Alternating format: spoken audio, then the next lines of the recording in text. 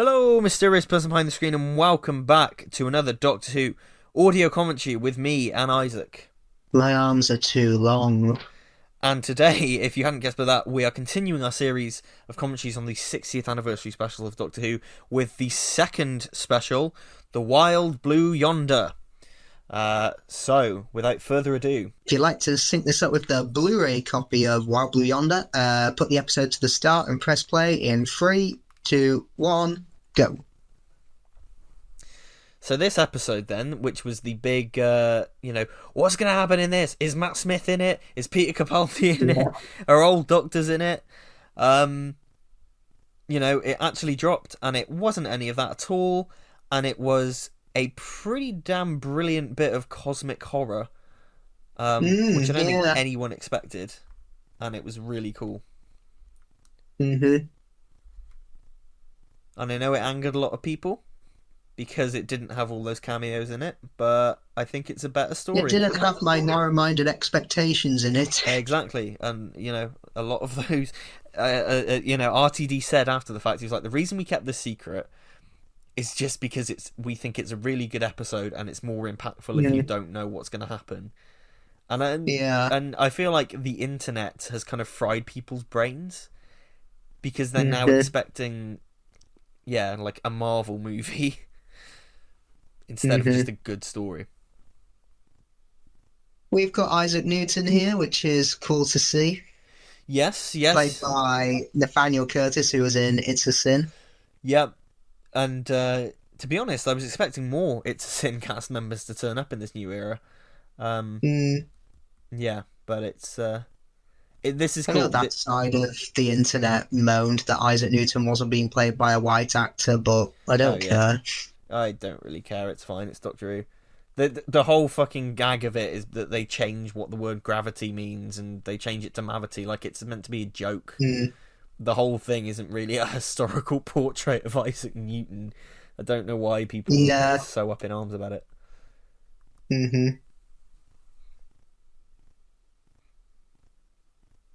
I mean, back in 2016, Sophie Okonedo, who is not a white woman, played Queen Margaret of Anjou in The Hollow Crown. Yeah. Queen Margaret of Anjou was a white woman, historically. Well, there you go. There was the hullabaloo there. Well, to be honest, I'm shocked that, maybe people probably just didn't have the YouTube channels to moan about this at the time, but I'm surprised when Sophie Okonedo was in The Beast Below in 2010 that they didn't moan that the Queen was now, black. And it's like, well... that would cause chaos. Apparently, a female Prime Minister in Revolution of the Daleks was Chibnall being current day? I mean, yeah, you're right. It was current day, because given the time when he wrote Revolution of the Daleks, Theresa May was still the Prime Minister. Exactly. And if it had been a straight white male as the Prime Minister, everyone would have been moaning that Chibnall was being offensive to straight white male. So it's you can't win. You literally can't win with these people.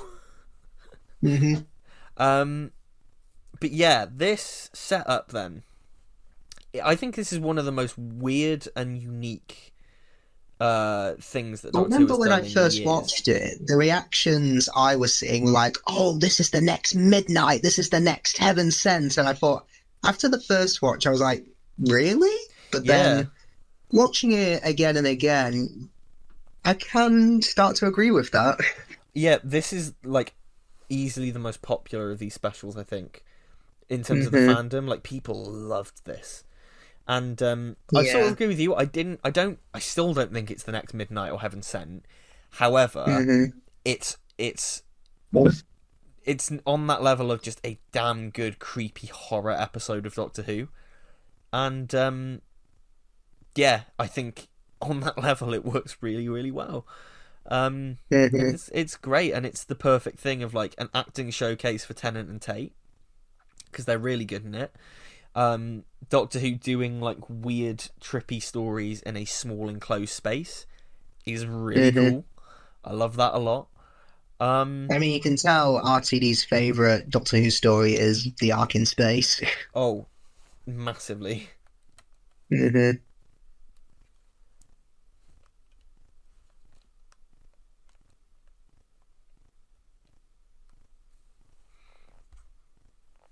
Just the way it's performed as well is just so. I mean, we'll get into it, but these two are Very good. so creepy in it. Yeah. So I think looking at it now, it's almost as if like, what if Midnight had Donna in it? You know, more, Basically, yeah, not just like at the start and end. And I think as well, it's directed really well by Tom Kingsley, who worked on Ghosts. So he's got like experience of doing kind of special effects stuff. And I remember on broadcast thinking some of the effects themselves were a bit ropey, but actually, and watching the Unleashed after the fact as well, they hold up pretty well. The green screen's a bit rough, and there were a few bits where I'm like, oh yeah, that's a little bit rough. But for the most part, I think it works really well as a bottle episode of Doctor Who. Yeah, definitely. I know there's one particular person on the internet who I won't name because I don't want to be mean, but they've got a reputation of being a controversial figure.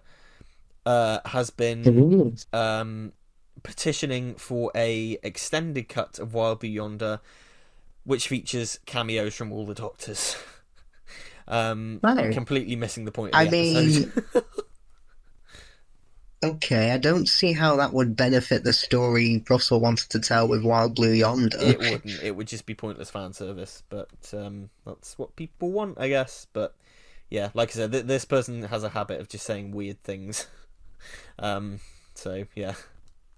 I'm going to petition the Ark in Space to have a cameo from Patrick Troughton and Fraser Hines in it. Yeah.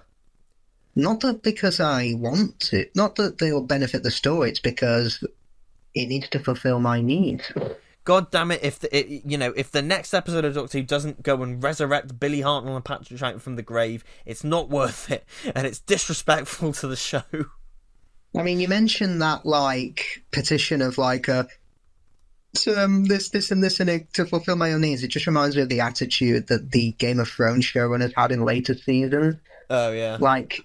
Apparently every year they were pushing to have a zombie polar bear appear in an episode. And apparently got to the point where the visual effects team were like, for fuck's sake, they're really serious about this fucking polar bear. That's hilarious. Why? Because they feel they could get away with anything because they had Game of Thrones, but... if anything, they were just adapting someone else's work. That worked out well for them, given that like all of their projects got dropped after that. Well, I heard recently that their Star Wars project they got fired from was going to be called The First Jedi. Yeah, I heard about this. Yeah, I thought, okay, interesting idea. I just don't want you to anywhere near it. It's hilarious that they were like the golden boys of TV for so long. Oh, yeah.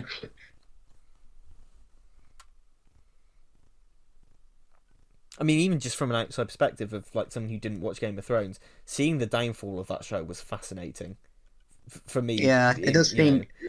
I mean, I'm glad House of the Dragon has resurrected it because... Yeah, I've heard it's good. But like, I remember just like going to all the Comic-Cons and just it was everywhere. And then just suddenly it wasn't. Like, almost overnight after that last season, all the goodwill died and nobody seemed interested anymore. It was so weird. It was such an odd thing to experience. Yep. Because you couldn't... 2016, 2017, you couldn't move for Game of Thrones stuff at, like, conventions. It was just, everywhere. Mm-hmm. Definitely. I like how the hostile action displacement system, I think that's what it's called, keeps making a comeback. Yeah, it's cool. So where did it originate? The bloody Crotons. See, it's all one big show. And if you've watched my Second Doctor ranking video, you'll know the most I can say about the Crotons is it exists. Yeah, the Crotons is shite. I wouldn't even go that far. I just don't feel anything whilst watching it. I'm just like, yeah, it's here.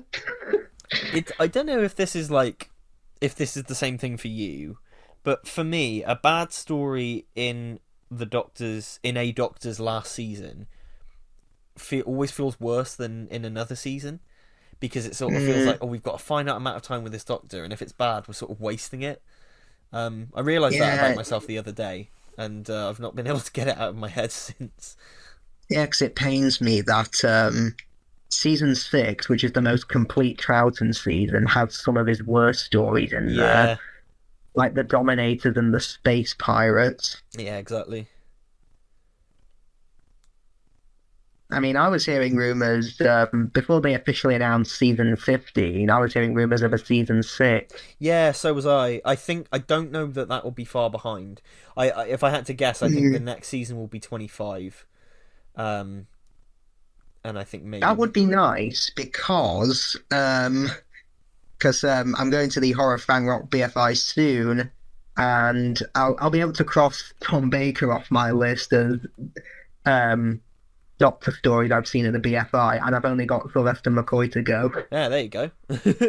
So fingers crossed, it is season 25 soon. I think it will be, because it's been quite a while since the last McCoy set, so I think it will. I think it will be. Yeah. It's funny now, isn't it? Because there's less and less seasons to predict now. In terms of which ones are going to get a release, and I'll be really sad when that range ends.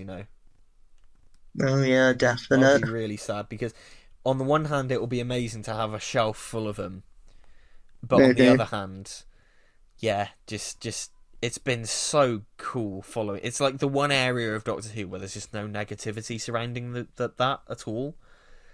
Yeah, And it's definite. been, I can't believe they've been going 5 years now. Does not feel like 5 years at Mm, all.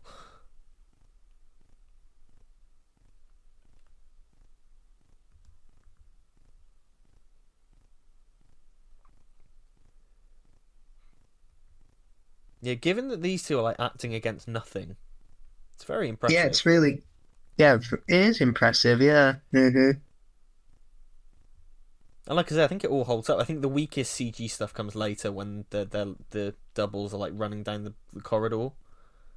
Hmm.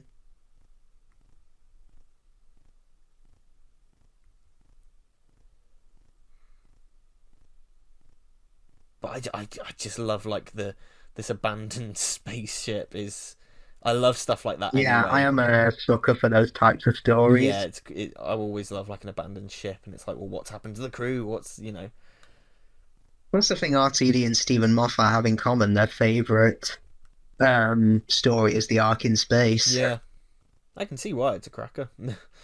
Yeah, I'd love to know what Chibnall's is. Oh, has he answered this before? I think he may have answered that on a podcast, but I can't remember what he said. I mean, we know it's not Pair of the Vertoids. No, no.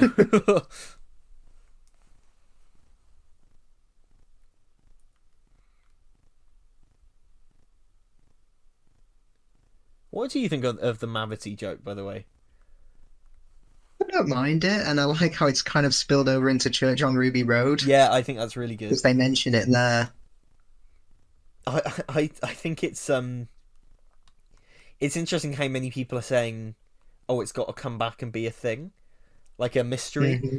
and I don't think it will be. I think that it's just going to be a joke that just carries through. I mean, Hmm. I may be proved wrong here, but yeah, I don't know that it will come back and be a thing. I think it is just going to be a running gag. Hmm.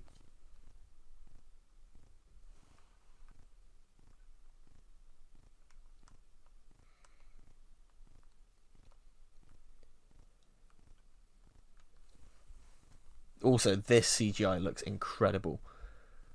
This just the That's blackness of very space. feels very 2001: A Space Yeah, it Odyssey. does.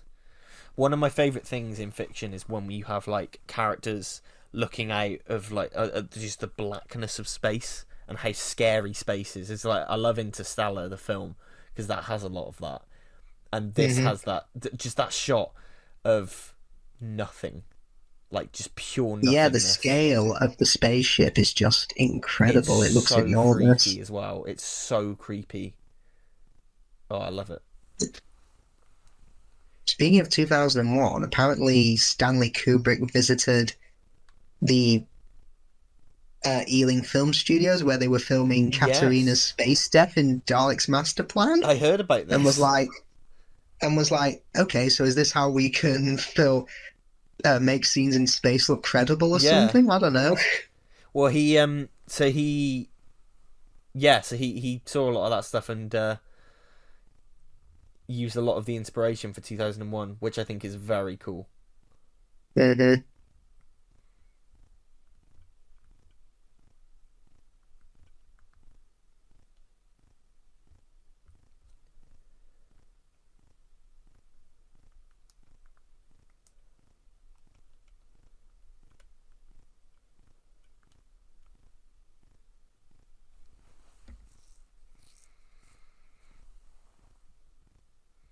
One thing about the Mavity thing though is it sort of seeped into my everyday life.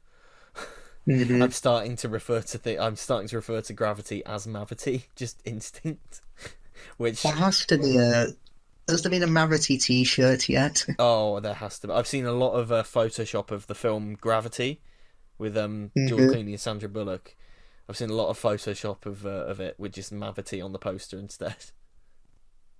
Hmm. God, yeah, just the inky blackness. This is the advantage of watching it on Blu-ray because Yeah, it's definitely. quite compressed on iPlayer. Yeah, looks stunning. Hmm.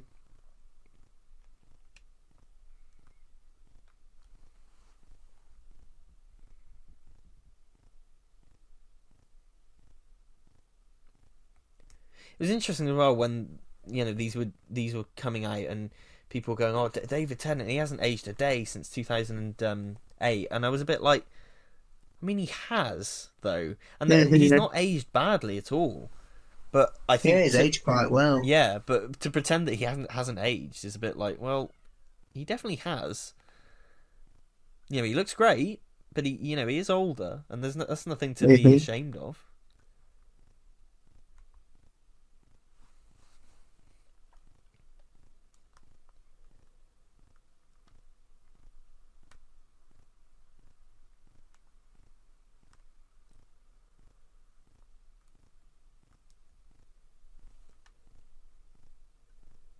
I know Chris Eccleston said recently, do you want me Oh to come yeah, back to Doctor Who, sack Russell T Davies, sack Phil Collinson, Jane Tranter, sack Julie Gardner, and we'll be fine?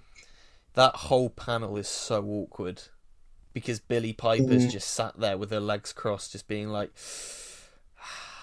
okay, because of course, I mean, I'm sure. I mean, I'll assume that, Billy gets on very well with Russell and well, all that crew. yeah. So I assume Chris is okay with her, like, talking to them and being associated with them. Oh yeah, I definitely don't think he's like Mm. bitter about like people talking to other people at all. I think he's not like that. But it is just like Yeah. she she is in another show that Bad Wolf produces. So for her, Ah, it okay. must be like yeah, it must be just like she can't say anything because she's yeah, I don't Yeah, know. I did I feel sorry for her understand. in that. And the thing is I with mean, series one, I just don't think we'll ever know what really happened until people involved have passed away. Um, yeah, it's yeah. I mean, I remember a Game of Thrones actor said in a panel quite recently, like, "What did you think of the ending?" And she more or less said something along the lines of, "Well, they're not paying me anymore, so I don't have to defend them." Yeah, fair enough. And yeah, It is a but shame. It's a damn shame that what happened on that set. And like I say, I don't think I any of know, us can really judge until we've heard the full thing, and I don't think we'll hear the full thing until many years from now because I think it's still still very the wounds are still fresh for a lot of people. I know Chris Eccleston said the director on their first block, he didn't Oh yeah, mention him by name, but obviously you can guess it's Keith Boak, he said was atrocious to work with. yeah, Like, he caused them, apparently, there were so many delays, he caused them to be like 3 hours late for the Dalek table read, which was happening like roughly in the same block as well. yeah. And yeah, the cast and crew for that story were all waiting for them, and they felt think Chris said, I felt awful because I felt we were holding them all up.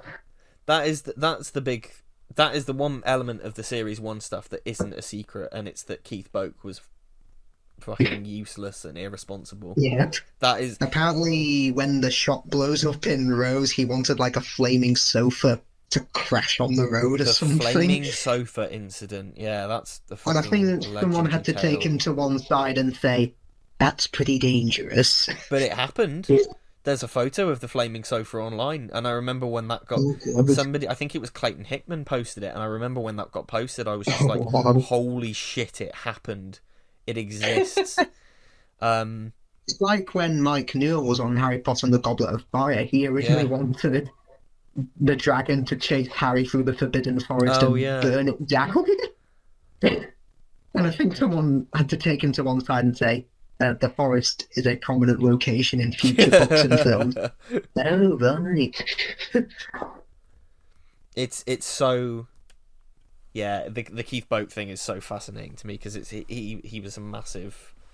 And he did I don't want to speak ill of people, but he did an interview a few years ago about it, and he spoke about Aliens of London, and he started going on about, yeah, well, it really wasn't the best script, and I think what we all learned from that block was that you just can't write something like that for Doctor Who. The tone was all wrong, and it's just like, fuck you.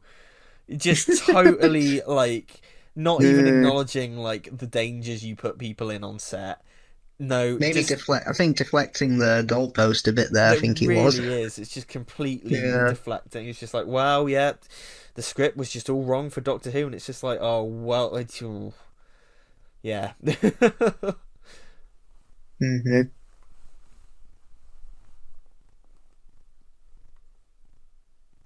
I mean, I think this episode here, it's probably the biggest piece of, I would say, artificial intelligence. Art I've ever seen. I mean, I know Terminator has warned us about the dangers of artificial intelligence, but this takes it to a whole new level, in my opinion. This is it's relevant, and this whole sequence is directed beautifully. Because when you first watch it, you're like, oh, what's going on here? Like, you know, and then it becomes like clear the fakes, they never answer questions. Is that how you can tell they're fake? Yeah. It's just little details are wrong, and there's that inspired idea later where they have to learn the concept of object permanence, like the fact that, like, you know, when, and again, that's a very AI thing when she's like, oh, when something, I can't remember what the line is, when the fake doctor's like, oh, when something is gone, it keeps existing. And because the fake thinks that the tie that he takes off should just go. And that's the whole thing with AI. It's like it struggles with retaining objects, and yeah, it's so good. And the whole "my arms are too long" thing. That needs to story. It needs to be an action figure, and not to dig on the Fury from the Deep abominable snowman animation style, but I think maybe it needs to crop up there if that style ever comes back. Yeah, Trout and long arms. Doctor, your arms are too long. I still haven't watched the Underwater Menace animation, you know.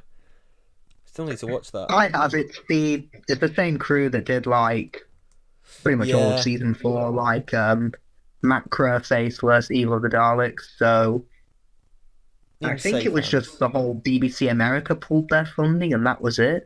Yeah.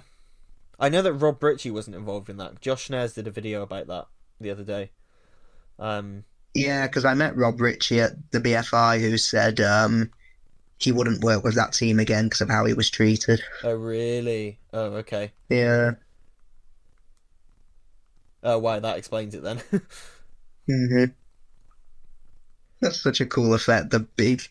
Oh, it's great. I remember going on Simpsons boat posting the day after this episode aired, and it's that, I am tired of these jokes about my giant head. The first incident occurred in 1967 when... I love it. And it's one of those things that it's funny, like, on broadcast, it's like, oh, is this meant to be funny, or is this just a bit shit? And then it's like, it's meant to be funny in an unnerving way. It's almost like you're nervously laughing. because Mm-hmm. and the jaw thing is so good. Oh, the body Oh, horror is great. That's what I mean. I love it when Doctor Who goes weird, and I don't think Doctor Who has been this weird in quite a few years. So mhm, yeah, just it's so cool, and the fact that the hands are practical. Again, mhm. that's another example of like watching Doctor Who Unleashed, and the Unleashed really gave me a better appreciation for the episode. Yeah, it's a bit like the Goblin King on Church on Ruby Road. Yeah, Like, that's an actual working animatronic. he's not a myth; he's an actual thing. Mhm, Yeah, it's great. This is where I think the CGI is at its weakest. Is when they're mhm. massive. I think that does look a bit ropey, but So she doesn't look like she's giving much force to it. It's just like tap, yeah. tap, tap.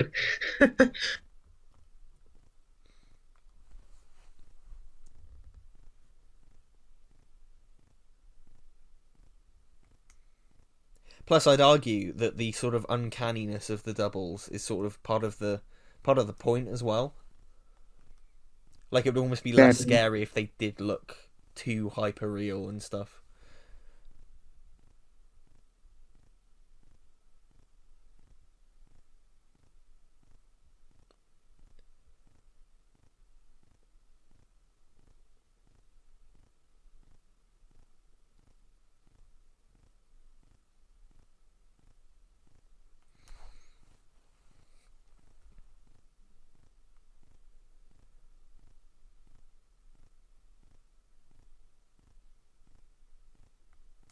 Didn't expect there to be a Venom reference I here. know it's so like I remember on broadcast I was just like, whoa, did I just hear that? Like, is that an actual? Yeah, Well, isn't Sony part of the funding or something? they used to be. Um, I know they were for like I think it was late Moffat, early Jodie Whittaker stuff. They were involved. Um, Hmm. yeah, because I remember for a while, so round about like Matt Smith's first series, it was heavily rumored that there was going to be a film of Doctor Who Mm, because Stephen Moffat was working on Tintin at the same time. yeah, and David Yates was going to direct it. Yeah, yeah, yeah.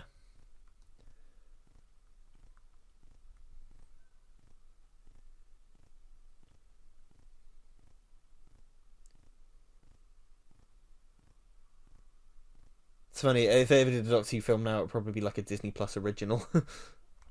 Mm,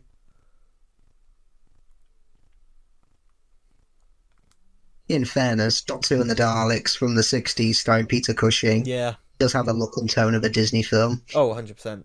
What did you think of And apparently, the Daleks in color? I liked it. It was a good, it was a nice version to have, but I just think in future I'll stick with the 7-part version. Oh yeah, And yeah, I'm not too fussed about buying it on Blu-ray Steelbook because season one's going to come out eventually, and they'll probably put the color version yeah. on that That's as it. well. I liked it. I thought it was just a fun way of it. I had the same attitude towards it as I do to like the updated effects on the box sets. That it's Hmm. a fun alternate way of watching a story that I've seen loads of times in a new way, and for that it did its job. I liked it. Yeah. It was a fun evening, because that was the anniversary evening, and yeah, it was almost like sitting down and watching new Doctor Who on the anniversary, but new old Doctor And we Who. had an adventure in space and time as well. Yeah, which was cool, but sadly it had to be edited because of the Well, situation. funnily enough, when I went to the screening of it at Riverside a week ago, they did show the original version with all the Yeah, unearthly child dialogue intact. So I thought, yeah, I thought, is Steph Coburn in the audience? Because this thing might get ugly now. Yeah. Steph Coburn's in the audience and is insisting that everybody calls it the Tribe of Gum, because that's one of his big things, isn't it? What, the episode is supposed to be called The Tribe of Yeah, Gum? he'll never refer to it as an unearthly child. He always refers to it as Tribe of Uh, Gum. He's he's one of those.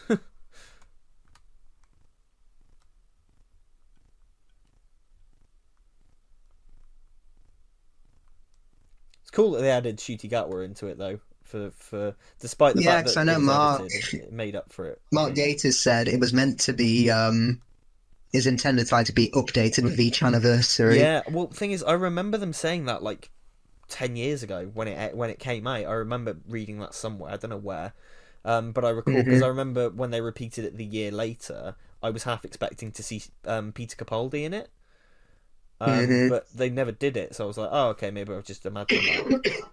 But yeah, it's cool.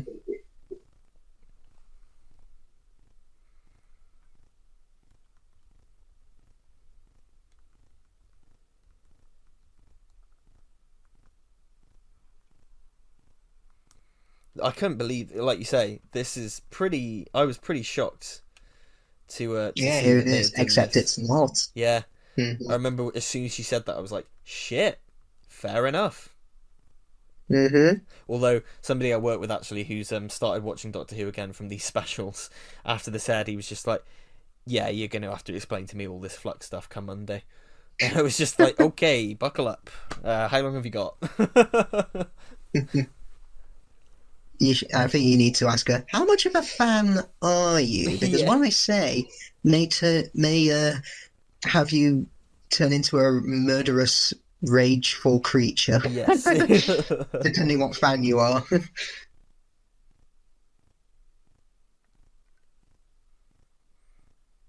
Oh, I just love it as well. Like, you really... Yeah, I like that with how Donna's saying, we haven't stopped to talk, we haven't had a chance to talk about all this. It's almost like, RTD's kind of addressing some of the criticisms that it had, that the Doctor didn't really stop and talk about it. Yeah. Plus, you forget how much has happened to the Doctor since the end of time. Like, oh yeah, the whole universe blew up. The whole universe blew up, and he had to reboot it.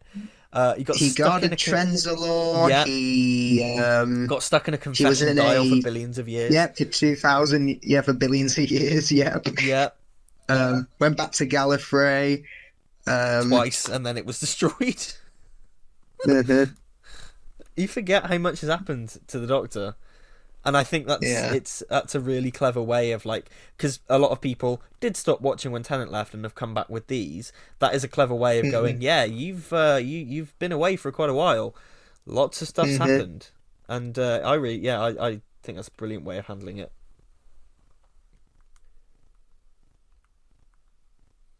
Also, this is another thing, we're coming up to it now. People really took the piss out of this next bit when he's like dana dana dana dana dana, but I actually think it's really really creepy. Like the way he's going dana dana dana dana, like I find it really quite creepy.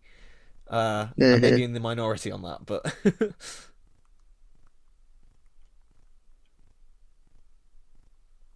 plus it just gives David Tennant the chance to play a villain as well. Just gives him you can tell they had fun playing the evil versions, and I like how the Doctor confesses, everything emotionally to who he thinks is Donna, but it's just an imposter who's laughing at him, which will probably make it even harder for him to open up. Exactly.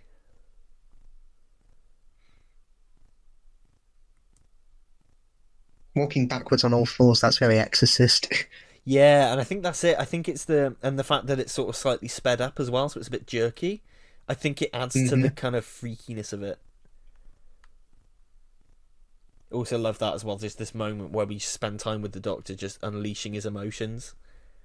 And again, like, not to harp on the Last Era, but that's something that the Last Era never really did.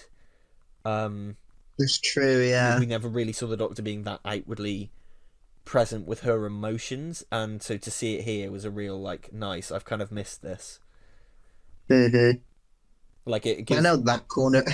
I know some areas of that corner of the internet have said, I don't go past 1996 now. I know, yeah. Give it a month or two, they'll probably say, I don't go past season 14, which is Tom's third season, the end of the Philip Hinchcliffe era. Yeah. Then it'll be, I don't go past the Hartnell era. Then it'll be, I was never a fan to begin with. Yeah. Kind of reminds me of The Simpsons. Like, the day that got bad seems to get earlier and earlier as the years go by. Like I saw Yeah, somebody the earliest I've heard yeah. now is season 7. Like, what? Oh, I've heard Are earlier you than that. high? I've heard earlier than that. I've heard like people saying, "Oh, hasn't been good since season 3," and I'm just like, "What? What are you on?"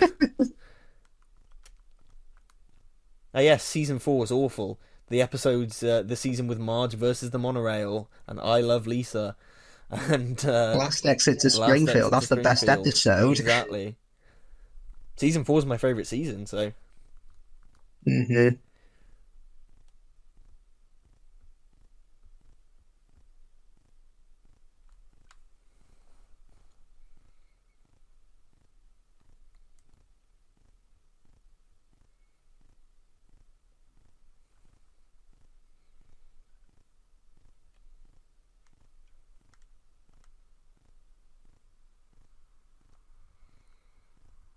And this salt thing is Releases the toy maker. releases the toy maker and also seems to be playing a part in Shooty's era with the goblins and everything. I really like the idea that what the Doctor does here has unleashed a lot more, has opened up the opportunity for the show to do a lot more fantastical stuff, because it implies that actually him Yeah, doing this probably. has released creatures from other dimensions, like the goblins, stuff that doesn't have a place in our physical world, and I really like that idea. And Maybe we'll see the land of fiction again, or we could do. Fenric, We could, and that's kind of what this has opened up. the what's the thing that controls the Zarbi? The Animus? Oh, the Animus, yeah. Yeah, you never know. The lair of Zarbi Supremo. Yeah. Do you know, I got the other day, I've wanted it in my collection for years, the very first Doctor Who annual from 1964, and I was flipping through it, and it's so mad how much they were trying to make the Zarbi a thing. Like, how badly they wanted the web planet. Yeah, there was even a specially shot trailer for the web planet. Yeah, it's all over They that were like, annual. this is going to be the next Daleks. Yeah, it really is. Mhm. Half of that annual may as well be the Doctor Who annual and the Zarbi annual. Like, it's all over it. It's really mad, actually. Given that obviously what we know now, where the story is really like quite heavily disliked, it's so interesting seeing like a piece of merchandise, well, one of the earliest bits of merchandise, plugging it so hard. Mhm.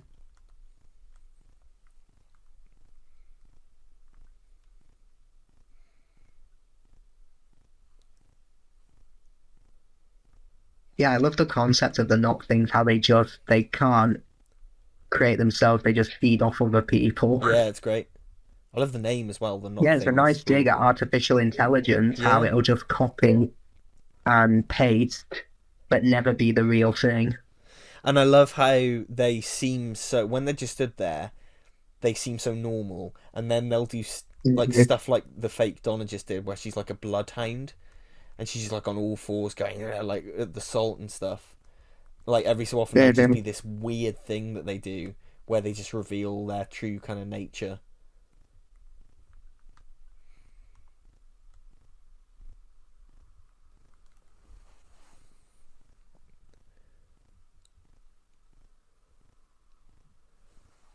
Unless we forget, this, apart from a certain somebody who pops up at the end and Isaac Newton at the start, this is all these two for the whole episode, and it's Yeah, it is one of those rare episodes that just focuses on the main cast. The only one I can think of is probably Girl Who Waited, yeah.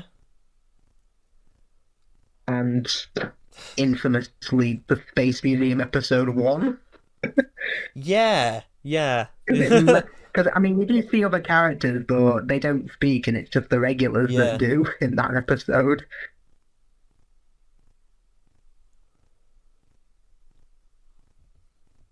Doctor, we've got our clothes back on. Who is this? I hope so, my boy. Lost a button. That's interesting. When something goes, it keeps existing. Woohoo! The merity of this situation. Isaac Newton. Oh, he was hot, wasn't he? Ho ho!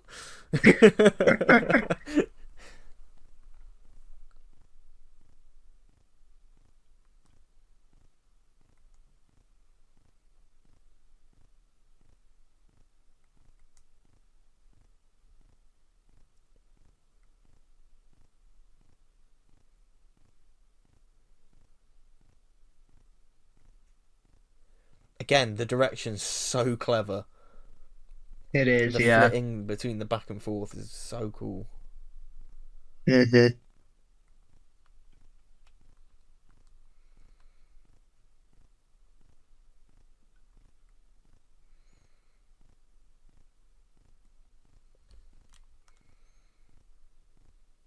The more you think, the stronger they get. So we can't blink, we can't move, we can't step in the shadows, we can't even think. What else can we not do? Feck all. There's going to be an episode of Doctor Who one day where you just can't do anything. Mhm.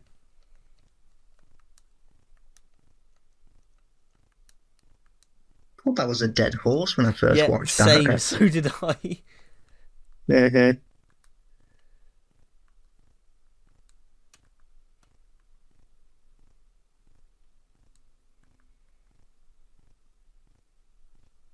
There it is, Mavity Field. Mavity Field.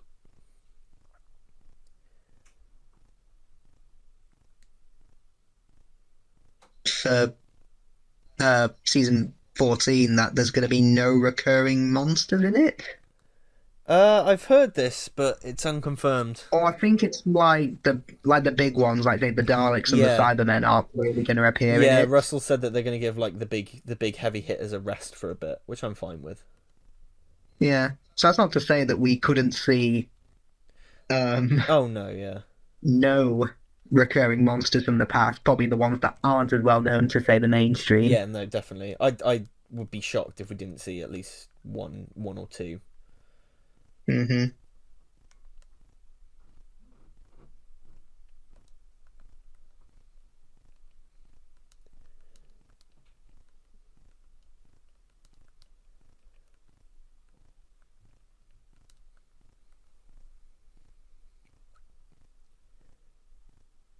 It's impressive as well that the episode manages to sustain your attention for as long as it does.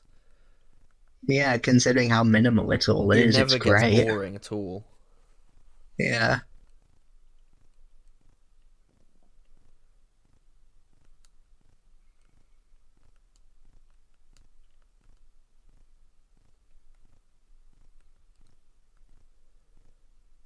I mean, this does actually feel like a Robert Holmes script. Oh, yeah, 100%.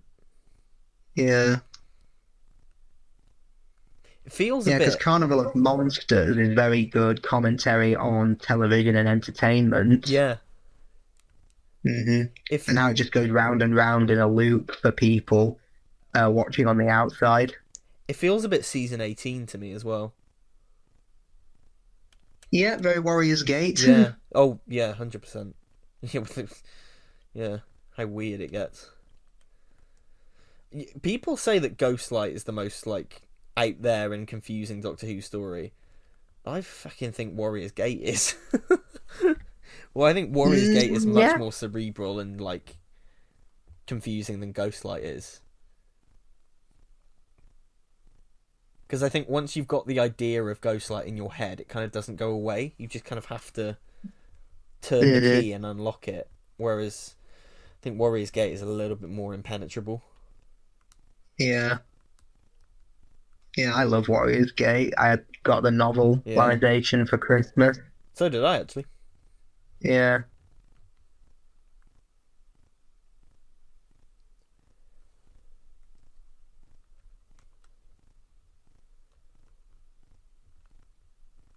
Now, obviously, we'll get to it when we get to it.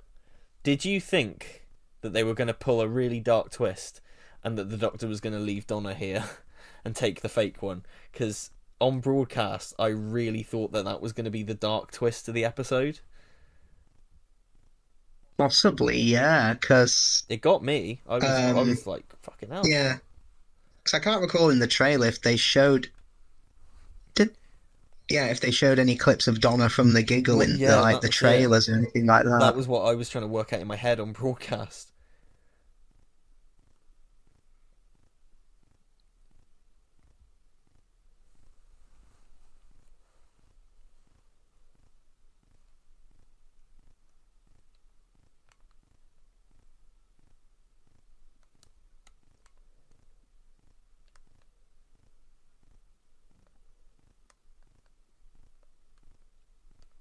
Well, it's got to be deliberate, but the robot looks like the one from Hitchhiker's Guide to the Galaxy. Yeah, I think it is a deliberate nod. It's a physical prop. Well, it Yeah. was a physical prop on set. The version in this is CG, but they did have a physical prop of it on hand.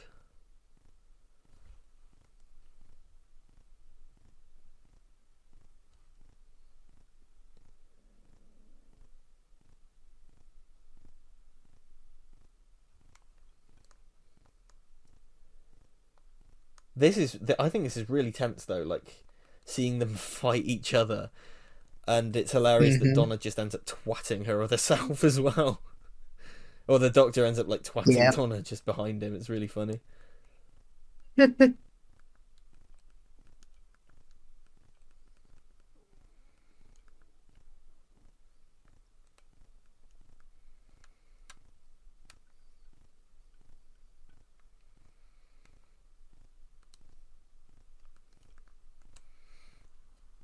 I think it's quite brave as well to like open these specials with quite a special that's almost designed for the casual audience in terms of how fun it is, and then go Yeah, straight to this definitely. one, Yeah. which is quite out there. Hmm.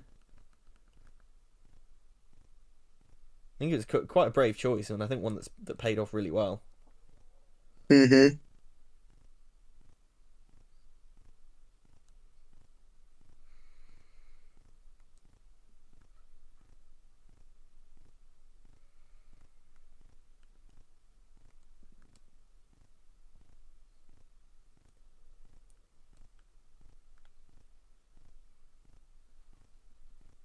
But yeah, this whole thing, I just remember thinking, shit, he's got the wrong one. It was Yeah. such a. I think just seeing it dematerialize was what got me. Like, I Hmm. think if I hadn't seen that, I wouldn't have been as convinced. But it was the fact that they showed the TARDIS dematerializing. It was the bit that I was Hmm. just like, shit. I also love. I was going to mention this earlier. I love the fact that we never see where the not things come from. Like we never see them come out True. of a Yeah. pod or anything.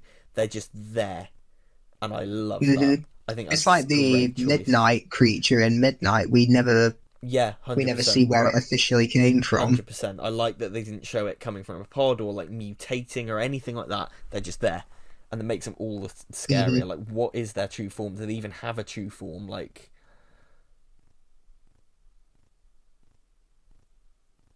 it's a very rewatchable story. This, and it's very rewarding to revisit. It is. Yeah. It's the one that I think gets better on Oh rewatches. yeah, definitely. It definitely gets better on rewatches because I know a lot of people who are like, "Oh, I wasn't keen on it when it aired because it was a bit too weird and out there." Hmm. And It was like that with me as well, but I'm like, you know what? This is really good. yeah, well, again, I found recently that a lot of like Doctor Who eras, I can only really form a full opinion on it until the era's completely done. That I find like it's interesting. Like I almost have to see things, zoom out and see the bigger picture, which is really hard to do when you're watching week on week. Hmm.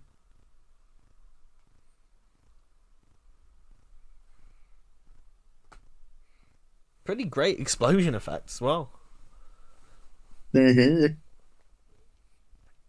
and just them sat there, just like completely shell shocked, is really good.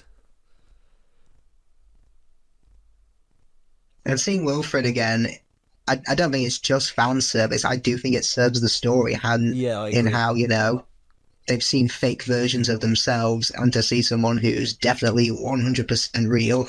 Yeah, yeah, yeah. It's the greatest reward they could have at the end of this story. And it was so lovely to see on broadcast because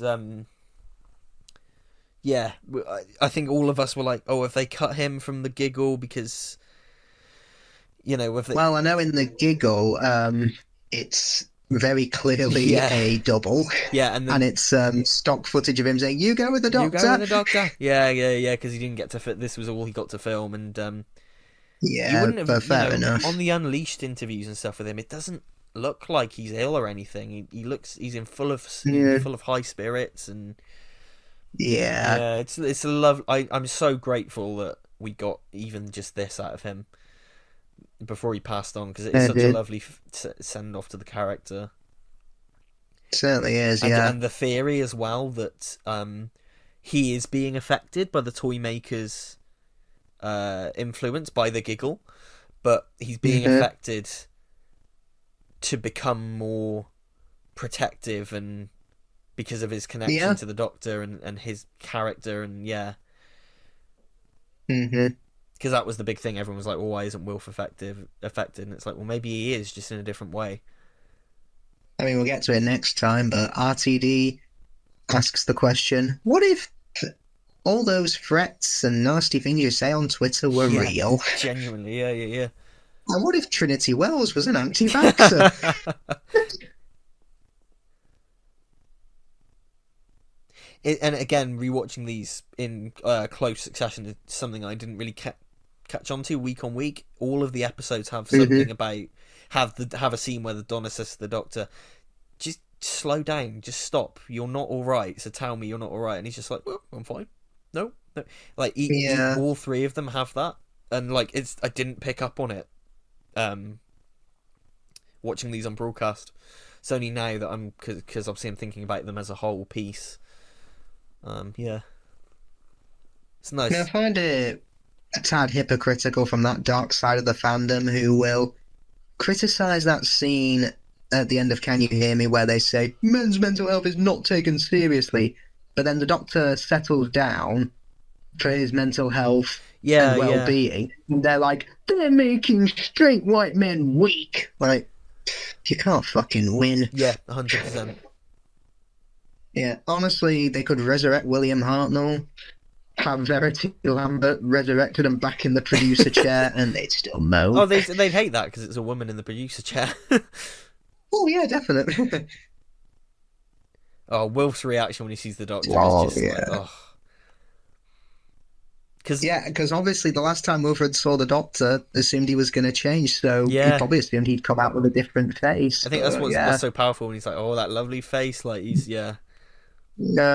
It's so it's because I'd wanted them to bring back Wilf for years and years. I wanted them to bring back Wilf, and to see it happen, and even just this short time, it was just lovely.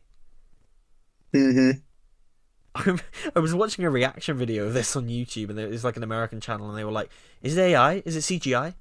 Is it a deep fake?" Like they assumed that it was like a deep fake CGI Bernard Cribbins because they knew he had passed away. And they were just like, "Wow, that's a really good deep fake," and it's just like, it's him.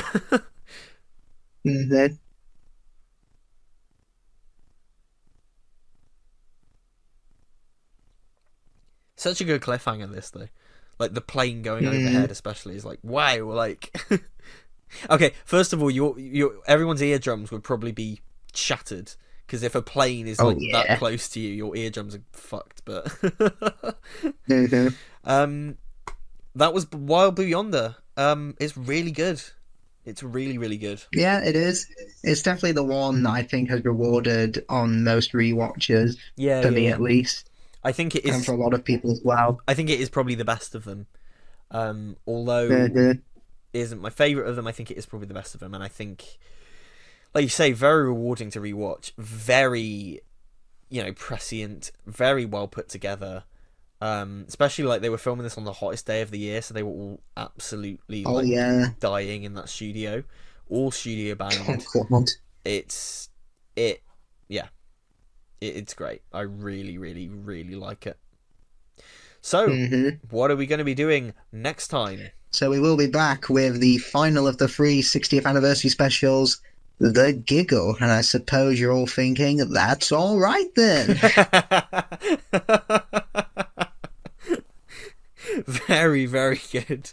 Good job at working that one in. I was going to try and work that in somewhere, but that's good. That's good. Okay. So, well, everyone, you know where to find us. In the meantime, we've said it often enough on these commentaries. But until The Giggle, bye-bye.